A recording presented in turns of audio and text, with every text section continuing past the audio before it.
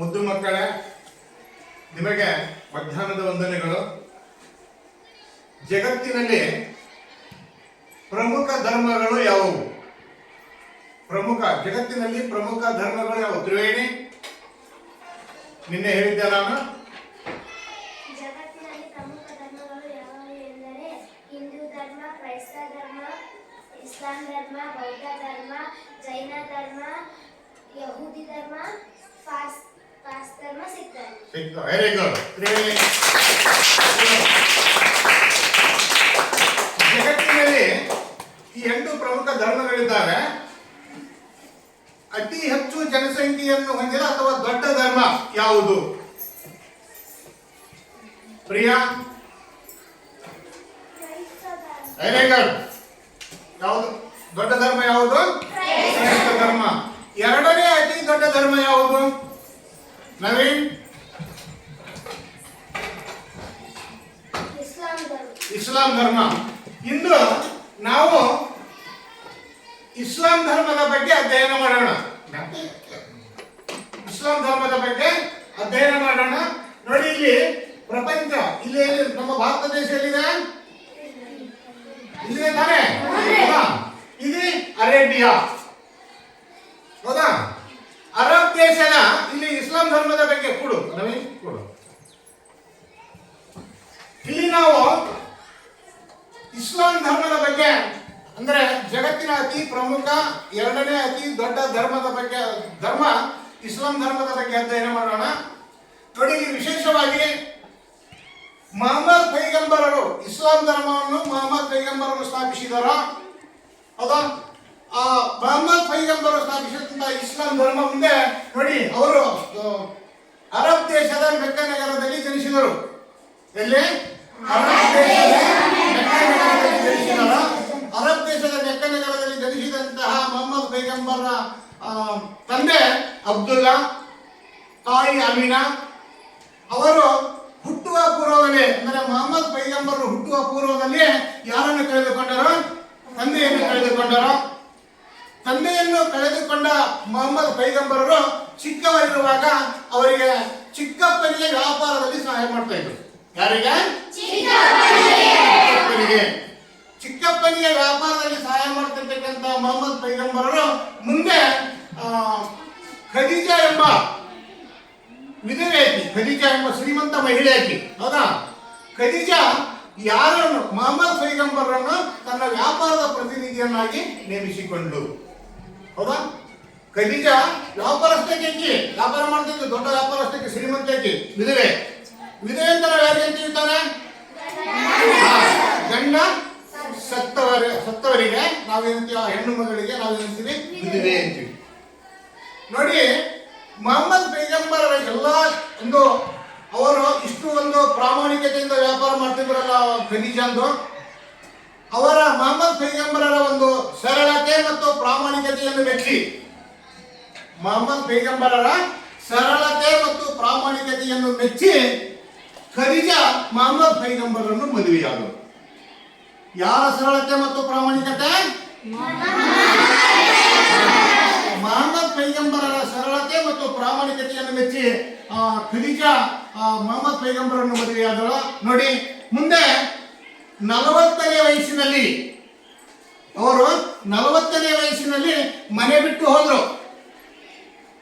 ಮನೆ ಬಿಟ್ಟು ಹೋಗಿರ್ತಕ್ಕಂಥ ಮೊಹಮ್ಮದ್ ಪೈಗಂಬರರು ಹೀರಾ ಎಂಬ ಗುಹೆಯಲ್ಲಿ ಪ್ರಾರ್ಥನೆ ಮತ್ತು ಧ್ಯಾನದಲ್ಲಿ ಮಗ್ನರಾದರು. ಆ ಸಂದರ್ಭದಲ್ಲಿ ಅವರಿಗೆ ತಿಳಿಸಿದ ಮತ್ತು ಅಲ್ಲಾಹ್ ಹೇಳಿದಂತಹ ಬೋಧನೆಗಳು, ತತ್ವಗಳು ಒಳಗೊಂಡಂತಹ ಗ್ರಂಥವೇ ಕುರಾನ್. ಅದನ್ನೇ ನಾವು ಏನಂತ ಕರಿತಿದ್ದೇವಪ್ಪ ಅಂತಂದ್ರೆ ಇಸ್ಲಾಂ ಧರ್ಮದ ಪವಿತ್ರ ಗ್ರಂಥ ಅಂತ ಕರಿತಿದ್ದೇವೆ. ಯಾವುದಂತ ಕರಿತಿದ್ದೇವೆ? ಇಷ್ಟು ತಿಳಿದು ನಿಮಗೆ ಪ್ರಶ್ನೆಗಳನ್ನು ಕೇಳಬಹುದಾ? ಪ್ರಶ್ನೆಗಳನ್ನು ಕೇಳಬಹುದಾ? ನೋಡಿ, ಮೊಹಮ್ಮದ್ ಪೈಗಂಬರರು ಎಲ್ಲಿ ಜನಿಸಿದರು?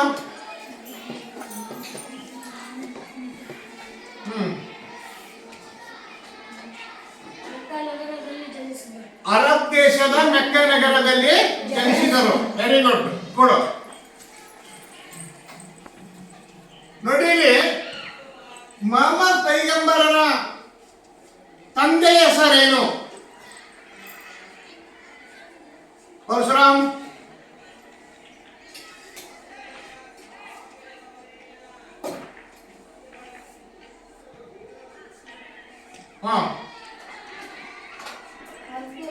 ಅಬ್ದುಲ್ಲಾ. ಮೊಹಮ್ಮದ್ ಪೈಗಂಬರ ತಂದೆ ಹೆಸರೇನು? ಅಬ್ದುಲ್ಲಾ. ಕುಡಿ.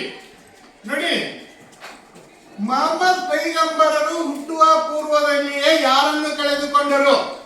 ನೋಡಿ, ಮೊಹಮ್ಮದ್ ಪೈಗಂಬರರು ಹುಟ್ಟುವ ಪೂರ್ವದಲ್ಲಿಯೇ, ಪ್ರಶ್ನೆಯನ್ನು ಅರ್ಥ ಮಾಡಿಕೊಳ್ಳಿ, ಮೊಹಮ್ಮದ್ ಪೈಗಂಬರರು ಹುಟ್ಟುವ ಪೂರ್ವದಲ್ಲಿ ಯಾರನ್ನು ಕಳೆದುಕೊಂಡರು? ನೀವೇನಮ್ಮ ಭೂಮಿಕಾ? ತಂದೆಯನ್ನು ಕಳೆದುಕೊಂಡರು. ತಂದೆಯನ್ನು ಕಳೆದುಕೊಂಡಂತಹ ಮೊಹಮ್ಮದ್ ಪೈಗಂಬರರು ಚಿಕ್ಕವರಿರುವಾಗ ವ್ಯಾಪಾರದಲ್ಲಿ ಯಾರಿಗೆ ಸಹಾಯ ಮಾಡಿದರು?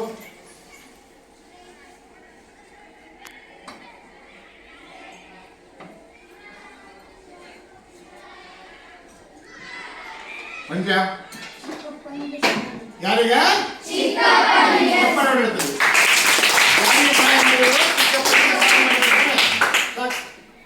ಚಿಕ್ಕಪ್ಪನಿಗೆ ಸಹಾಯ ಮಾಡಿ. ನಂತರ ಯಾರ ವ್ಯಾಪಾರದ ಪ್ರತಿನಿಧಿಯನ್ನಾಗಿ, ನೋಡಿ, ಯಾರು ಮೊಹಮ್ಮದ್ ಪೈಗಂಬರನ್ನು ತನ್ನ ವ್ಯಾಪಾರದ ಪ್ರತಿನಿಧಿಯನ್ನಾಗಿ ನೇಮಿಸಿಕೊಂಡರು?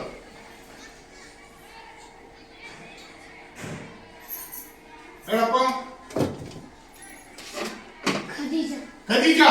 ನೋಡಿ, ಖದೀಜಾ ಅಂತಂದ್ರೆ ವಿಧವೆ ಅಂತ ಹೇಳ್ತೇನೆ ನಾನು, ಅಂದ್ರೆ ಗಂಡ ಸರಿ ಹೋಗಿದ್ದ ಅವರಿಗೆ. ಯಾರಿಗೆ?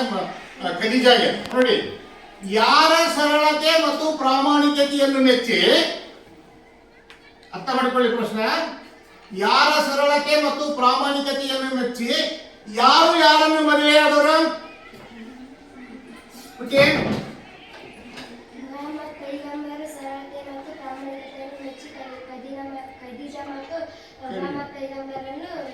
Very good. ಮೊಹಮ್ಮದ್ ಪೈಗಂಬರರ ಸರಳತೆ ಮತ್ತು ಪ್ರಾಮಾಣಿಕತೆಯನ್ನು ಮೆಚ್ಚಿ ಖದೀಜಾ ಮೊಹಮ್ಮದ್ ಪೈಗಂಬರನ್ನು ಮದುವೆಯಾದರು ತಾನೆ? ಕುಡಿ. ನೋಡಿ, ಮೊಹಮ್ಮದ್ ಪೈಗಂಬರರು ಎಷ್ಟನೇ ವಯಸ್ಸಿನಲ್ಲಿ ಮನೆಯನ್ನು ಬಿಟ್ಟರು? ಅವರು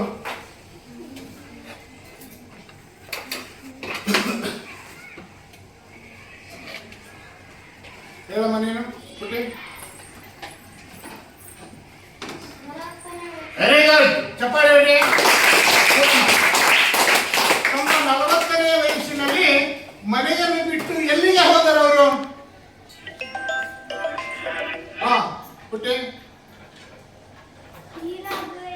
ಹೀರಾ ಎಂಬ ಗುಹೆಯಲ್ಲಿ, ಹೀರಾ ಎಂಬ ಗುಹೆಗೆ ಹೋಗಿ ಅಲ್ಲಿ ಏನನ್ನು ಮಾಡ್ಲಿಕ್ಕೆ ಹೇಳ್ತಿದ್ರು ಅವರು? ಹೀರಾ ಎಂಬ ಗುಹೆಗೆ ಹೋಗಿ ಮೊಹಮ್ಮದ್ ಪೈಗಂಬರರು 40ನೇ ವರ್ಷದಲ್ಲಿ ಮನೆ ಬಿಟ್ಟ ನಂತರ ಅವರು ಹೀರಾ ಗುಹೆಗೆ ಹೋದರು. ಹೀರಾ ಗುಹೆಗೆ ಹೋದ ನಂತರ ಏನ್ ಮಾಡಿದ್ರು ಅವರು? ಭೀಮ,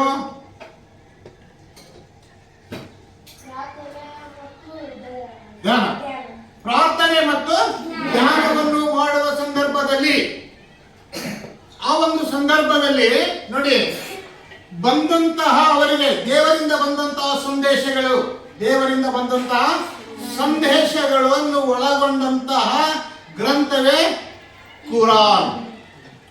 ಇಸ್ಲಾಂ ಧರ್ಮದ ಪವಿತ್ರ ಗ್ರಂಥ ಯಾವುದು? ಕುರಾನ್.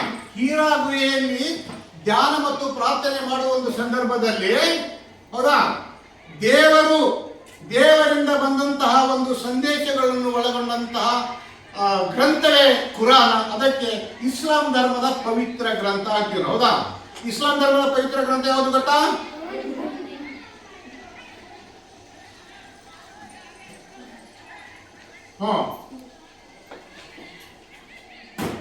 Very good. ಜಿಗಿದಾಗ ಕೇಳಿ. ಕುರಾನ್. ಇಸ್ಲಾಂ ಧರ್ಮದ ಪವಿತ್ರ ಗ್ರಂಥ ಯಾವುದು? ಕುರಾನ್.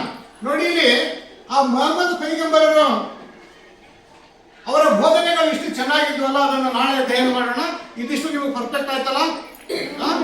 ಅವರ ಬಾಲ್ಯ, ಅವರ ಜೀವನ ಏನೋ ಆರಂಭದಿಂದ ಹಿಡಿದು ಅಲ್ಲಿಯವರೆಗೆ, ಅಂದರೆ ಹೀರಾ ಗುಹೆಗೆ ಹೋಗುವ ತನಕ ಇಂದು ಪರ್ಫೆಕ್ಟ್ ಆಯ್ತಲ್ಲ? ಇನ್ನೊಮ್ಮೆ ಎಲ್ಲರೂ ಕೂಡ ಹೇಳ್ತೀರಾ ಮಕ್ಕಳೇ? ಮೊಹಮ್ಮದ್ ಪೈಗಂಬರ್ ಎಲ್ಲಿ ಜನಿಸಿದಾರ ಹೇಳ್ಬಿಟ್ಟು ಎಲ್ಲರೂ ಒಮ್ಮೆ ಹೇಳಿ. ಟೈಮ್ ಇಲ್ಲ.